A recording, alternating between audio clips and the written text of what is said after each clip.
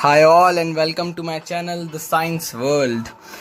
इस वीडियो में हम एक ऐसे टॉपिक के बारे में बात करने वाले हैं जो कि बहुत ही टेरेबल टॉपिक है, ठीक है, जो कि है मोल कॉन्सेप्ट। एक्चुअली ये कोई क्लास स्पेसिफिक टॉपिक नहीं है क्योंकि सीबीएसई की क्लास 9th एंड 11th में है और आईसीएसई में क्लास 10th में है, ठीक है। सो क्लास स्पेसिफिक वीडियो नहीं है बट एक टॉपिक स्पेसिफिक वीडियो ज़रूर है। तो इस टॉपिक को ज़रूर देखना एंड तक। And I can assure you कि इस वीडियो के बाद जब आप जाओगे तो कुछ नया और बेहतर सीख कर जाओगे, ठीक है।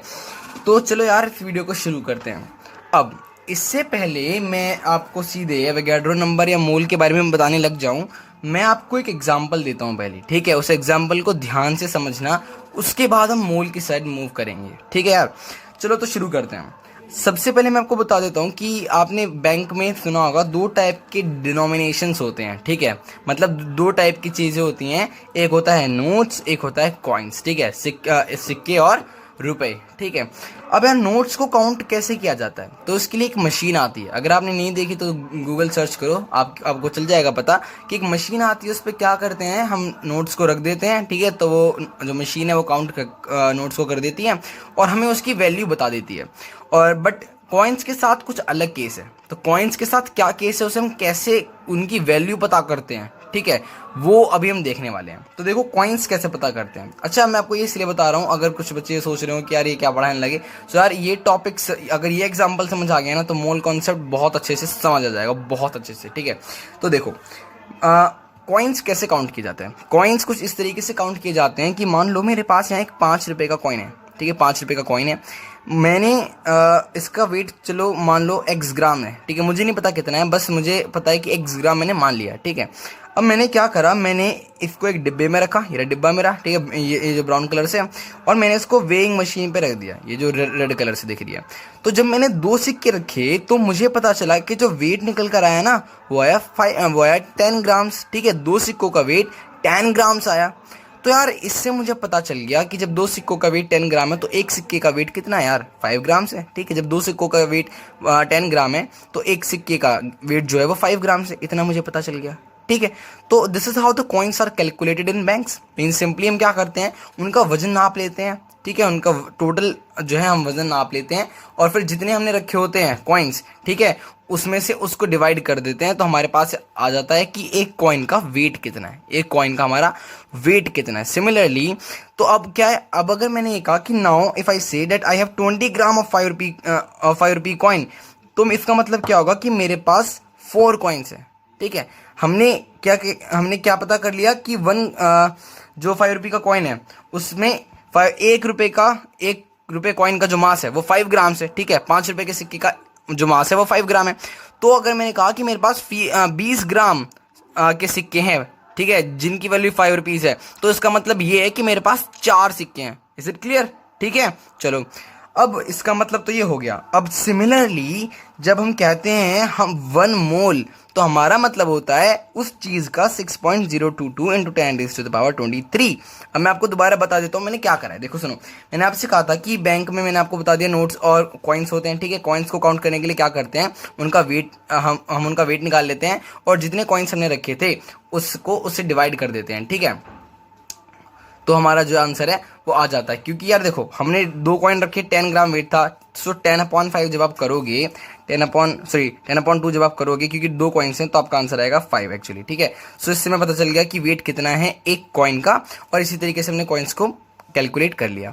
अब यार अगर मैं कहता हूँ कि मेरे पास 20 ग्राम कॉइन है, तो सिंपल सी बात है, एक कॉइन अगर 5 ग्राम का है तो 20 ग्राम में कितने कॉइन आएंगे, 4 कॉइन आएंगे, ठीक है। ये एक मैंने आपको रिलेशन सा बताया, ठीक है।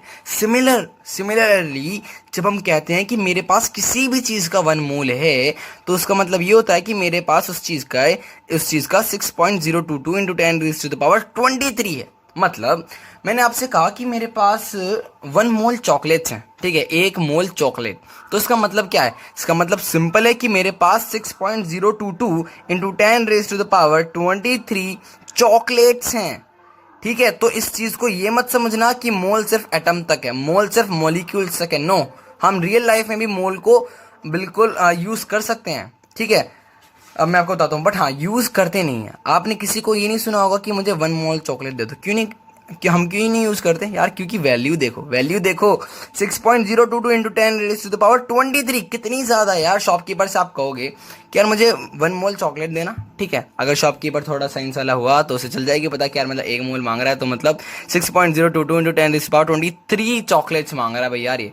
बट किसी शॉप पे इतनी होती हैं, इतनी तो यार फैक्ट्रीज में भी नहीं होती, ठीक है, तो इसलिए यूज़ नहीं किया जाता, वरना कह सकते हो, बिल्कुल कह सकते हो, राइट। चलो अब कुछ एग्जाम्पल देखो इस चीज़ के। फॉर एग्जाम्पल जैसे मैंने आपको भी बताया, ये रहा 1 मोल चॉकलेट्स, ठीक है, इसका मतलब 6.022 into 10 raise to the power 23 chocolates, right? And similarly, when I say 1 mole bicycles, it means 6.022 into 10 raised to the power 23 bicycles, right? Means मोल का मतलब सिर्फ यही है कि उस चीज का 6.022 into 10 raised to the power 23, ये है मोल, बस, ठीक है। अब यार आप में से बहुतों ने सुना होगा एवोगैड्रो नंबर। अब ये क्या है? तो कुछ नहीं है, जो 6.022 into 10 raise to the power 23 है ना, इसी को हम बोलते हैं एवोगैड्रो नंबर, एवोगैड्रो नंबर। अब यार साइंस में होता क्या है, साइंस में कहूँ तो फिजिक्स, केमिस्ट्री, हाँ बायो में भी होता है, बट ज़्यादातर केमिस्ट्री में ये कि जो साइंटिस्ट ने कुछ भी डिस्कवर कर दिया ना, उसके नाम पे मतलब जो भी वो चीज़ है, जो भी वो न्यूमेरिकल है, वो नाम रख देते हैं। सिंपली एक साइंटिस्ट है, उनका बहुत लंबा सा नाम है, ठीक है, ली कैमिलो डी एवोगैड्रो, ठीक है, बट हम एवोगैड्रो नाम से जानते हैं। तो उन्होंने फंडा दिया था, इसलिए इस नंबर को हम क्या बोलते हैं? एवोगैड्रो नंबर बोलते हैं, ठीक है। इस नंबर को हम क्या बोलते हैं? इस नंबर को हम बोलते हैं एवोगैड्रो नंबर, ठीक है। क्यों? क्योंकि यार ये एवोगैड्रो ने दिया था, करेक्ट। चलो, तो अब आपको यार ये तो क्लियर होना चाहिए कि एक मोल का मतलब ये किसी भी चीज़ का 6.022 into 10 raise to the power 23, बस इतना, ओके। अब आते हैं कि अच्छा एक और एग्जांपल हो सकता है अभी कुछ बच्चों को अभी समझ ना आया हो, तो यार फिर देखो, हमने कहा कि जब हम कहते हैं कि 1 डजन हमें बनाना दे दो, तो हमारा मतलब होता है 12 बनाना। तो यार सिंपल है, जब मैंने आपसे कहा 1 मोल चॉकलेट दे दो, मतलब इतनी चॉकलेट दे दो, ठीक है, तो मोल की वैल्यू इतनी होती है, तो इसमें कंफ्यूज मत हो, ठीक है। 1 मोल की वैल्यू इतनी होती है एंड दैट्स इट, ठीक है, ओके। तो अब आपको 1 मोल समझ में आ गया होगा कि यार ये है क्या एक्चुअली, ठीक है। अब हम फॉर्मूले की साइड बढ़ते हैं। फॉर्मूले में क्या है? फॉर्मूले में देखो, हमने कहा कि mole equals to given mass by molar mass, number of moles, actually यहाँ पे नंबर ऑफ मोल्स आना चाहिए था, ठीक है, number of moles equals to given mass by molar mass, समझ रहे हो? अच्छा, अब मोल तो आपको निकालना है, ठीक है, तो ये तो हो गया मोल, इसमें कोई दिक्कत नहीं होनी चाहिए। गिवन मास, तो ये आपको क्वेश्चन देगा, आपको मास दे देगा कि यार इतना मास है, तो आप मुझे बताओ कि मोल क्या होगा। बट प्रॉब्लम आती है इस मोलर मास के साथ कि यार ये मोलर मास क्या है।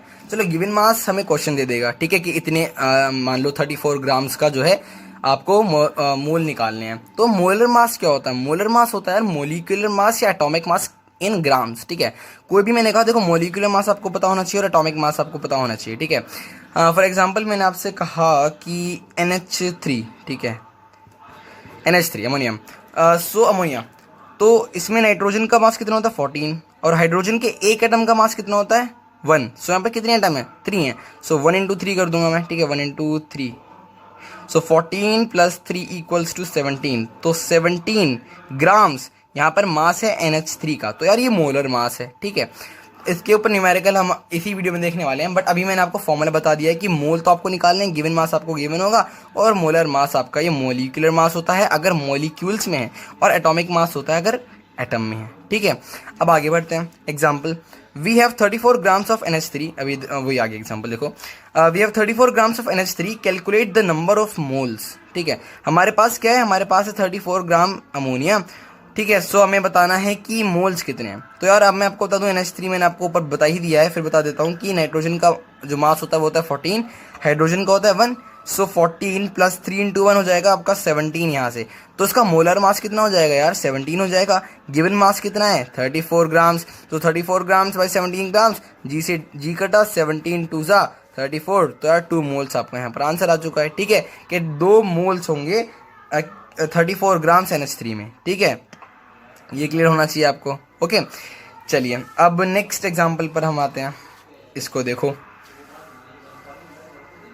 हमने कहा कि find the number of atoms of 28 gram of nitrogen. अब देखो, पहले यहाँ पे गिवन मास ही रहा, ठीक है, 28 ग्राम्स, तो mole is equals to given mass by molar mass. अब यार नाइट्रोजन में यहाँ पे एक डाउट आता है बहुत ज़्यादा कि नाइट्रोजन यार डायटोमिक फॉर्म में एग्जिस्ट करता है N2, ठीक है, डायटोमिक फॉर्म में, सिंगल एग्जिस्ट नहीं कर सकता, ये तो डायटोमिक फॉर्म में एग्जिस्ट करता है। मैंने आपको बताया कि नाइट्रोजन का मास कितना होता है यार, 14 मास होता है, करेक्ट। सो जब डायटोमिक फॉर्म में एग्जिस्ट करता है मीन्स 2, ठीक है, N2 है, तो N अगर 14 है तो N2 कितना हो जाएगा यार, 28 हो जाएगा। सो इसका जो मोलर मास है यार वो भी 28 है। यहाँ पे ये मिस्टेक मत करना कि 14 लिख देना, ठीक है, क्योंकि यार नाइट्रोजन डायटोमिक फॉर्म में एग्जिस्ट करता है, like oxygen and hydrogen as well, समझ रहे हो। सो इसी वजह से हम क्या करते हैं, हमने जो मास है, ये जो नाइट्रोजन का मॉलिक्यूल है, ठीक है, ये N2 है, सो इसलिए हमने 14 को 2 से मल्टीप्लाई करा है, तो उसका मोलर मास क्या हो गया, 28। गिवन मास कितना था, 28, सो 28 divided by 28 will give us 1 mole. But question कुछ और है, क्वेश्चन आपसे मोल नहीं पूछे इस बार, क्वेश्चन आपसे कुछ आगे भी पूछा है। क्वेश्चन ने कहा है कि यार मुझे ये बताओ कि एटम कितने होंगे, अगर मैं 28 ग्राम नाइट्रोजन लूँ तो बस मुझे सीधे सीधे बताओ एटम कितने होंगे। ये सिंपल सा क्वेश्चन, 28 ग्राम नाइट्रोजन में कितने एटम नाइट्रोजन के, ठीक है।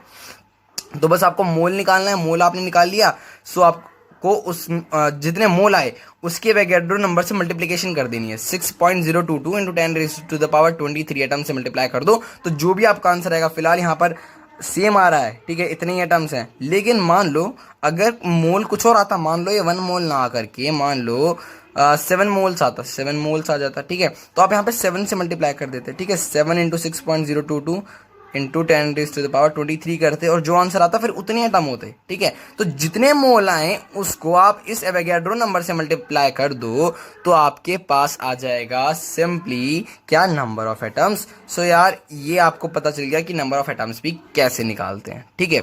सो मोल आपको मेरे अकॉर्डिंग पता चल गया होगा क्या है, एक वैल्यू है ना, जो है 6.022 इंटू 10⁻23, राइट। सो और न्यूमेरिकल्स मैंने आपको बता दिए हैं। वेल ये बहुत ही मतलब बेसिक न्यूमेरिकल्स हैं, ठीक है, इसके ऊपर बहुत हाई लेवल के न्यूमेरिकल्स भी आते हैं, वो इस वीडियो में मैं आपको नहीं करा रहा हूँ, ठीक है, वरना वीडियो बहुत लंबी हो जाएगी। सो इसी वीडियो में इतना ही था, ये बेसिक था इस मोल कॉन्सेप्ट का। अगर आप इस टॉपिक के स्टैंडर्ड क्वेश्चंस चाहते हो तो यार कमेंट कर देना, ठीक है। अगर आपको ये वीडियो अच्छी लगी तो प्लीज़ अपने फ्रेंड्स के साथ इसको शेयर करना। और हाँ, एक और मैं आपको बता दूं, ये मैंने क्वेश्चन आपके लिए दे रखा है, इसका आंसर कमेंट सेक्शन में लिखना।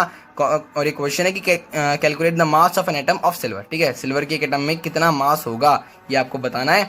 आप इसका आंसर कमेंट सेक्शन में लिखना पब्लिकली, ओके। और अगेन अगर आपको वीडियो अच्छी लगी यार प्लीज़ सब्सक्राइब करते हुए जाना, ठीक है, लाइक कर देना और कमेंट ज़रूर करना, ठीक है। That's it for this video. If you liked my work then do subscribe the channel and bye.